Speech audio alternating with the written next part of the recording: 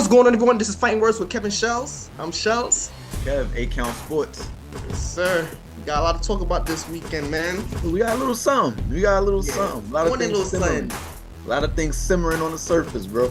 Yeah, man. We just concluded the bout between my man Tank Davis and my man Hector Garcia. Yeah. It went according to plan.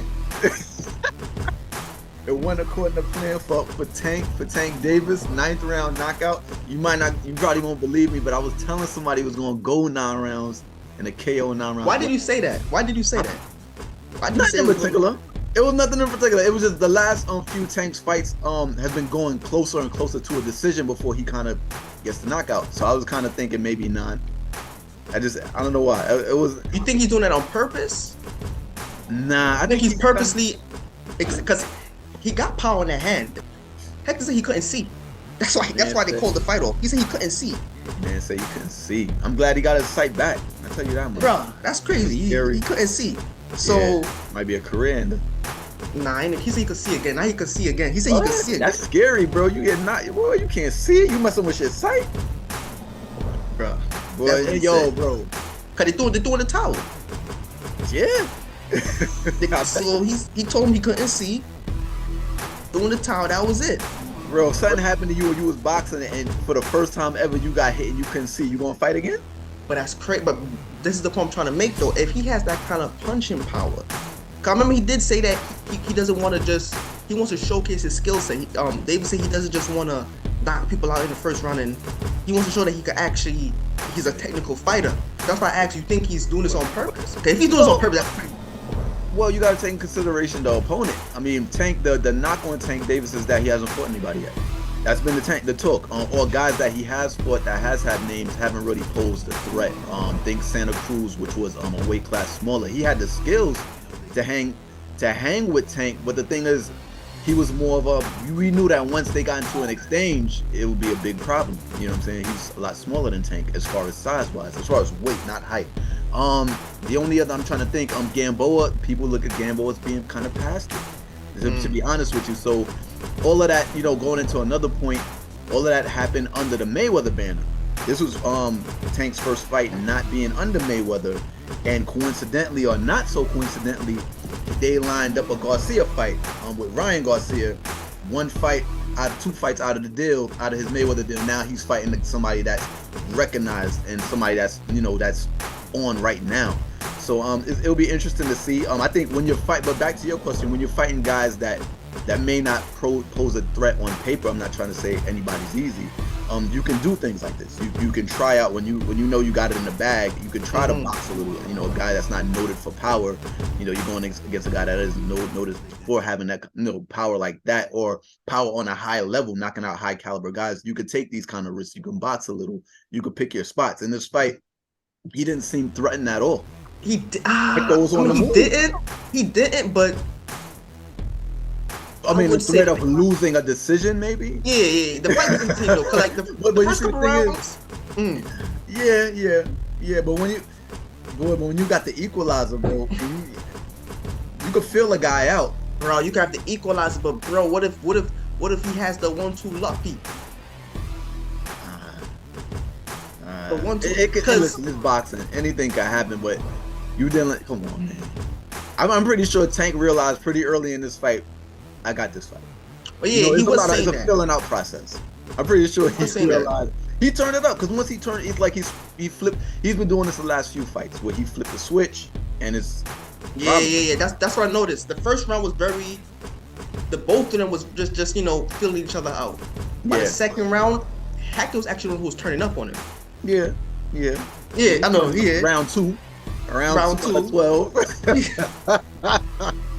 Good point. Round 2 out of 12. Good point. He was turning up on him. Yeah. By the third, fourth round, then you started seeing Davis starting to pick up the pace with against Hector. Yeah. And it went from there. It was a very entertaining fight, though. No, it was entertaining. You know what I'm saying? Even the showmanship from Tank coming out in the tank. What was that? An armored vehicle coming out, look like a monster truck made out of titanium. I mean, the showmanship, gotta love it. he's taking the steps. He's, in a sense, his own boss. Not that he wasn't that before, but he was under the Mayweather banner. Now he's, a free agent. He's doing his own thing and moving on to bigger and better, and he's taking steps in the right direction. This is, and now he has a fight against an opponent that, when we look at the fight, we look at it pre-fight and say, wow, I don't know who's gonna win. It's a back and forth. It's a debatable. You know what I'm saying? Yeah. You know who you ask. So that's next on the docket. It's all we want for Christmas. Well, Christmas, according to him, he's aiming for April. So spring? Yeah. It's scheduled for April. It was basically, this fight was supposed to be, that fight is already signed off on. Apparently. Yeah. That this was the fight going into that, the tune-up going into that one. So it's a it'll be interesting to see what happened, man. Because on the flip side of it, it's a fight for Ryan Garcia to legitimize himself as well. That's the knock on him too. A lot of these guys, I think, between him and Tank, you can ask the question of who's Ryan for as well. I was talking to somebody on social media about this in regards to Devin Haney, who's the undisputed lightweight champion. And once Devin Haney wins the undisputed, I'm hearing Ryan Garcia say, who cares about some belts anyway? I'm like, who cares about the undisputed? There's a guy in your weight class that's undisputed and you don't care. That doesn't seem that don't add up. But yeah. But this is a big fight for the both of them. So we'll see what happens. We'll see what happens. But nice fight. I hope you guys caught it. It wasn't a waste of a night. Yeah. Now, moving out of the boxing world, we're transitioning from the boxing world. Well, someone is transitioning from the boxing to the MMA world. Right. And the guy is named Jake Paul. Jake. Oh man, Jake Paul. He recently announced that he signed with the PFL, which stands for the Professional Fighting League. Professional Fighters League, excuse me. And he had announced a video. He had a lot to say about it. He says that he's now head of fighters advocacy over there. Right. And he's going to use the position to ensure that, the fighters in the PFL get a lot of exposure on his platform. Mm-hmm. Right. The thing what interests me about what he's talking about the PFL is that he says that they're going to do a 50-50 share revenue with the fighters. Like they're trying to go up there with the NBA, the NFL, the main leagues, the real majors. Yeah. He started a new division actually called the Super Fighters, the pay-per-view Super Fighters division. Oh wow. Okay. Yeah. So it's actually through this division he's trying to offer, Nate Diaz a 2-fight deal where he fights Nate in an MMA in a boxing match first and 6 months later in the MMA fight. Yeah. That's crazy. We're gonna get to that, Justin. That's crazy. That's crazy. We'll get to that just now. But another thing about the PFL, talking about the major leagues like NFL, NBA, and Major League Baseball and things of that nature, he's saying the structure of the PFL is based on a season as well. There's a regular season, a playoffs, they do and have a championship.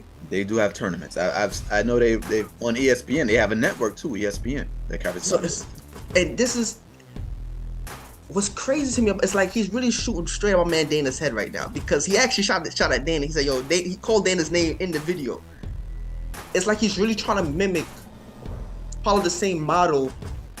Like I said, like the real major league sports leagues have taken upon, which is having a bigger share with the fighters, with the players. Exactly. Having an actual season. So this is a 50-50 revenue share, not just for him, but for all of the fighters. For all the fight, but here's the question though. Here's the question though. So the 50% goes to the fighters, but if you're on a card, yeah. Do the fighters in the main card get more, or the main bout get more than the dudes who in the prelims or in the lower? It's a great question. If you're saying 50-50, I would think that just off the top of my head, it would be negotiated 50-50 down the middle. If it's a league, I would. No, but here's my thing though. 50-50. Who's on the card? So the league will get 50% and the fighters will get 50%. But now the fighters got to divvy up that 50%. How is that 50% going to be divvied up amongst the fighters? That's a good question. You know what I'm saying? Yeah, I think all of these will come about as they straighten it out. Exactly. But what I will say, if it's a league, it would make sense. Or maybe the 50% kind of could get put into a pot. And what I mean is 50 for the organization and 50% for the fighters, and within that 50% you break down who gets what. That's what I'm thinking. I think that might but it's not a bad shake, because that actually it's a catch-22. It's a bit of a catch-22 on two sides of it, because I saw Conor put out a tweet in regards to it, and now that you break it down to me, I understand what Conor was saying. He's basically saying at a 50%, you know, if you're a bigger name, like, you're basically gypping yourself. But at the end of the day, who are the big names? You know, there's only one Conor McGregor. There's only one John Jones. Like, if you're trying to have something like, you know, that's I'm not calling Conor selfish. I don't want to say that, but that's a selfish. You can say selfish. You can say no. You can say selfish. I don't want to do that because I get what the other flip side of it. If you're the man, but here's the thing. This is why there'll never be a fighters union, Kev. That mentality. This is why I don't know. You no. You have a bunch. All right, put it to you like this: if the NBA had a rival league or something like that, they probably wouldn't have the same exact agreements, you know, the same exact contracts, the same 50 revenue shares and things like that. The other league might have some other incentives that might entice you to go over there. So I mean, in this situation, this is the majority of people will go to. I mean, the PFL, like it. Think about it. The UFC, there's guys that get cut all the time. There's guys that definitely that are under contract that don't even fight. So I mean, that this is going to appeal to the masses. You know what? When I heard only the 2%. No, but here's the thing. When I heard about his 50% revenue announcement in the video, I thought about the conversation we had about you saying that all another league needs to do is to take a big name from the UFC. Ngannou, yeah. That was, at the time, that was the name, right? That was the name. What's the situation? Is he? He's still under contract, and there's still just one more fight left. But look, I don't think there's one fight left. I think he had that fight already, bro. Gone was that fight. They're still talking about like he has one fight left. The Jones and Ngannou fight is still in the air. Yeah, but if I'm not mistaken, that's Dana's wet dream. Yo, he's. I never seen. I don't know. Bro. Yo, usually he would like, come on, you know how he does. He would already had a intermediate championship for the heavyweight. He did all kinds of things already to pressure Ngannou, but he hasn't. He's not, and he's not pressuring John Jones either. He wants them two to fight so bad, like he wants that fight. Exactly. It's you know, Dana is a businessman, but at his core, he does care about the sport and the what I call it, the essence of the sports, the love of the integrity. Game, you know what I'm saying? The integrity of the game. You know, when Ngannou was a champ, you know, he knocked out the greatest heavyweight champion of all time, and then went and first thing they did was got an interim champion, and beat him too. You know what I'm saying? So this is your champ. This is the champion. I don't care what you want to flip on it. So at this point, I think Dana's I think everybody's just like, all right. Francis is the one for the first time, even if it's a temporary win. Yeah. Dana won't remember when I put that record up with Dana and cancel culture, and I put Dana got a loss. This is the loss. This is the one he got to take. He got to take the last long. Look, Father Time is undefeated, and Ngannou might get knocked out tomorrow, whatever. But for this period of time, he got to take that L from Ngannou, right? Ngannou got that. You know what I'm saying? But I thought his the specs on Ngannou, I could be wrong about this, but I remember when we had the show about this last year. It was something towards the lines of he had to defend, and after that title defense, he had to wait a year before he was out of the contract. Yeah, I thought that's what it was. So this is a year right now. So this is more likely a re-up. This is more like, unless I got some part of that wrong, but I know that was the conversation. But here's the thing though. Let's keep on Ngannou real quick.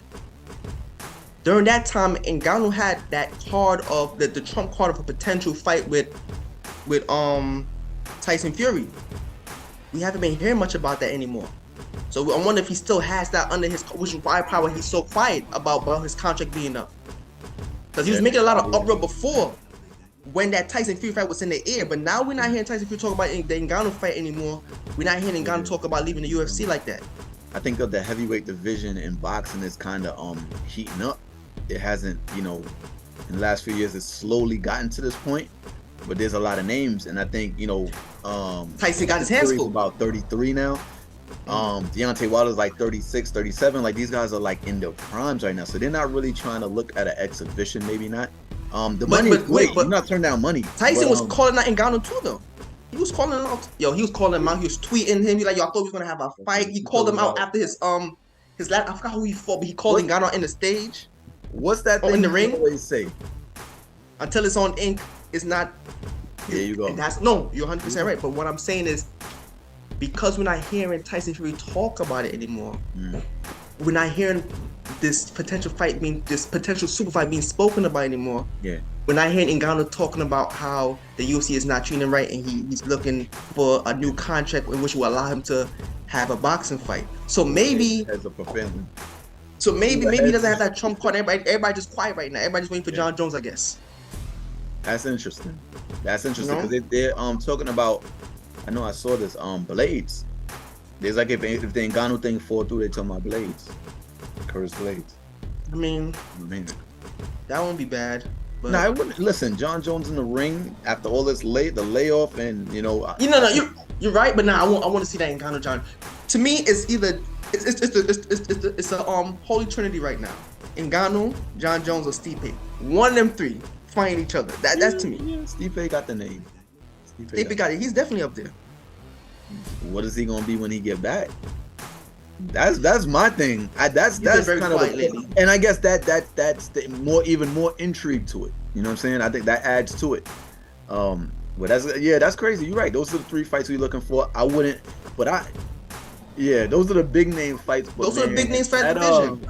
That Pavlovich fight and Gone. I want that bad, man. But you see, you got a new challenger, bro. No. But you see, in normal circumstances, Uncle Dana would have had them two fight for the intermediate belt, and he's not playing that card.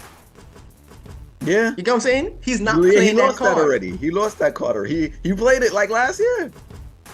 He played that last year and lost. I mean, he can do it again. Yeah, Gone was the interim champion. Okay. Yeah. And Ngannou but that was right. I get what you're saying. But what? You can do it again. I mean, but I'm saying, but yeah, how many fans are forgetful. We'll watch Gone fight, my man. But that's what I'm saying. It would be like putting the interim champion on somebody else. You can do it, but for what? And that's the question I've asked with a lot of these interim championship situations. I guess maybe to say a guy as a champion, maybe pay him more in negotiation. I don't really know what the ploy is behind it. But I'm like, in a lot of these cases, the UFC, there's already an established champion in the division. It's almost like to push a guy in a direction. They ain't got nothing to push right now.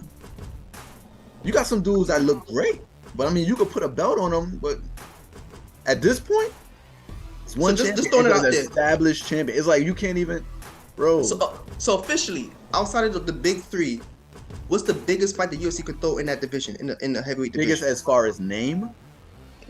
Yeah. Or as far as what would actually happen? What happens in the octagon? The most significant, the two best. Significant. The two best. Like, these are the two best guys they could put together. Would be Gone and Pavlovich. Was it Pavlovich? Sergey? Yeah, Sergey. That would be the fight because Sergey beat Tuivasa. Yeah. He got about 5 first-round knockouts consecutive. Yeah. Derek Lewis, Tuivasa. This is the top 5 of the heavyweight division. Honestly, I won't be surprised if that becomes a co-main whenever they get that Ngannou, John Jones, Stipe thing situated. That could be the co-main for Blades and Jones. Because I'm gonna be honest with you, listen, that's a build. Because if Gone is the interim, if Gone was, he's clearly the second guy in the division based on what he's been able to do. Mm-hmm. So he's clearly from that. He's the name.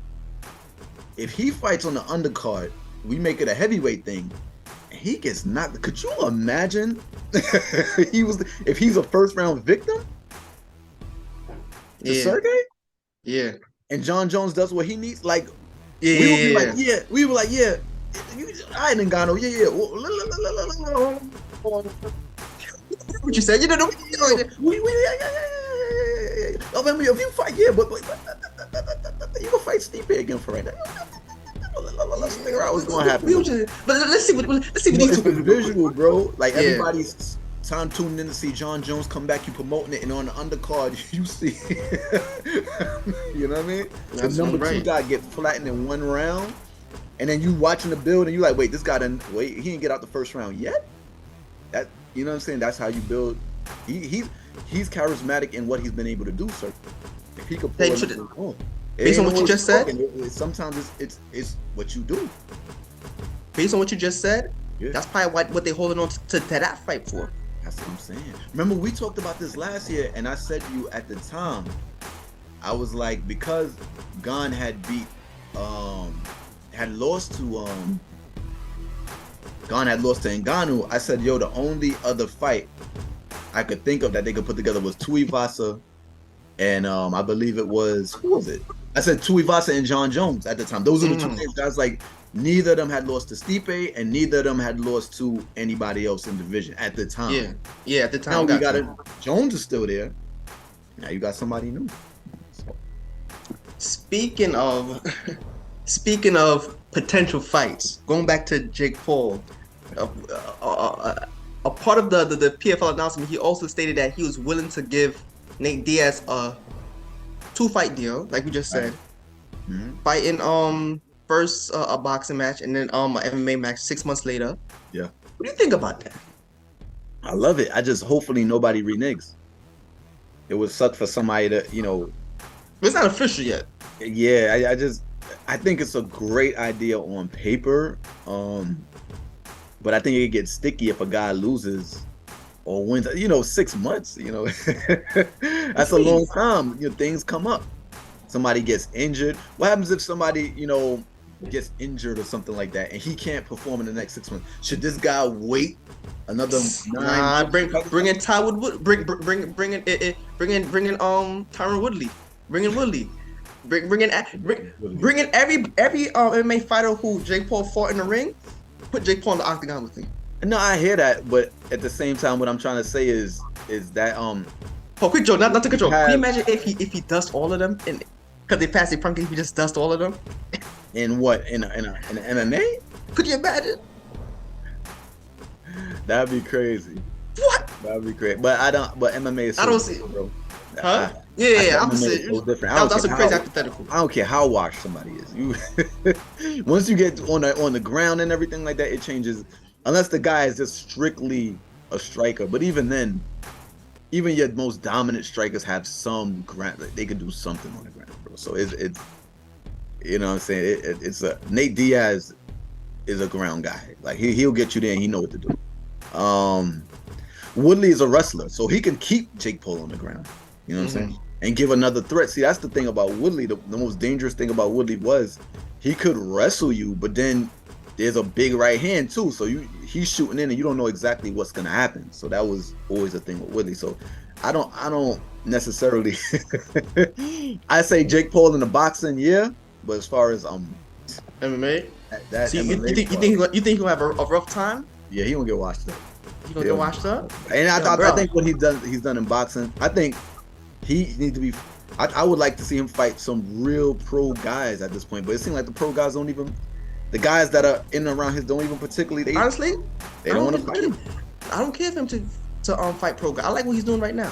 Yeah, honestly, he created a lane for himself that's. Mm-hmm.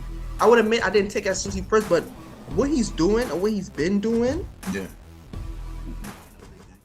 We may look back on this 10, 20 years from now and see how much his moveset has changed the landscape of MMA and boxing. Right. And we'll look at him as a completely, like, as a revolutionary, I want to say a maverick, like someone who just did it crazily different, and it just because even if he loses these matches, the fact that he's bringing attention to a whole new league, that's trying to split 50% of the revenue with their fighters, that's taking on a whole different model.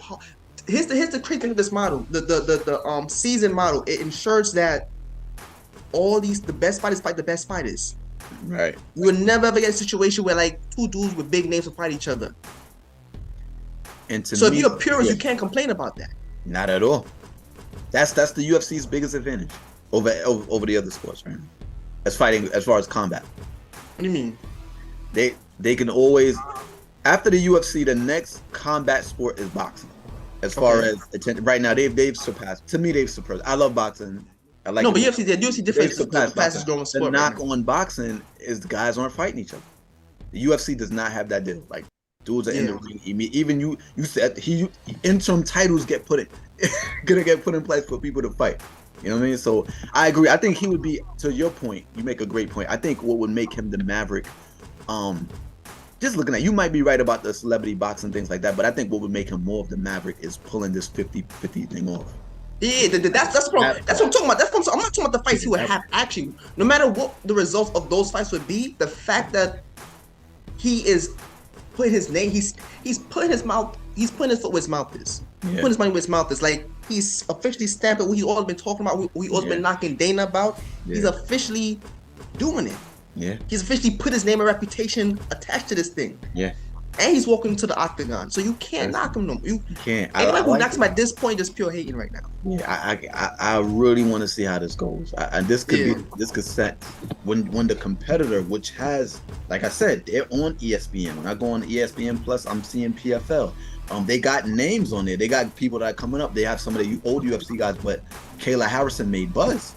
Like she was undefeated, and then she just recently lost. You got other people that aren't in the UFC. We got a Cyborg. They can easily go over there and sign. Once you become a free agent, the UFC is back to your point. Back to your point with the UFC. All you get is a big fighter who walks in with a big name, and they go into the PFL. Like you said it.